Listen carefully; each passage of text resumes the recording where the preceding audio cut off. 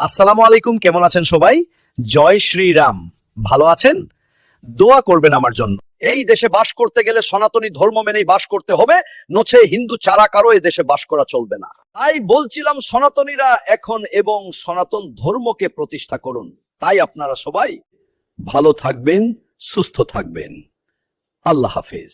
যারা দেখছে যে হিন্দু মুসলিম নিয়ে রাজনীতি করছে, এক সময় বলেছিল আল্লাহ হাফেজ অধ্য করবেন, ওরাই বলছে জয় শ্রী রাম বা সনাতনী ছাড়া এদেশে কারো বাস করা হবে না। তাই বলছি এদের হইতে সাবধান থাকিবেন, এরা খুব ভয়ঙ্কর।